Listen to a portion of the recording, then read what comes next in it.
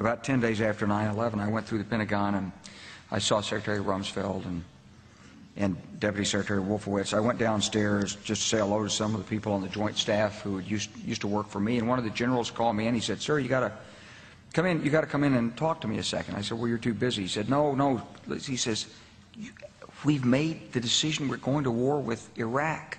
This was on or about the 20th of September. I said, "We're going to war with Iraq. Why?"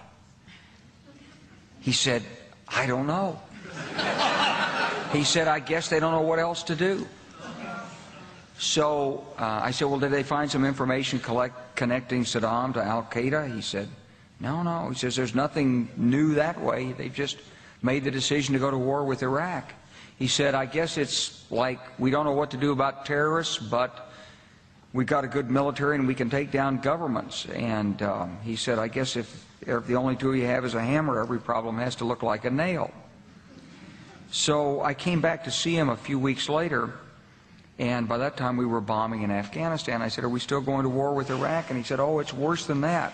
He said, he reached over on his desk, he picked up a piece of paper, and he said, I just got this down from upstairs," meaning the Secretary of Defense's office today, and he said, "This is a memo that describes how we're going to take out 7 countries in 5 years, starting with Iraq and then Syria, Lebanon, Libya, Somalia, Sudan, and finishing off Iran."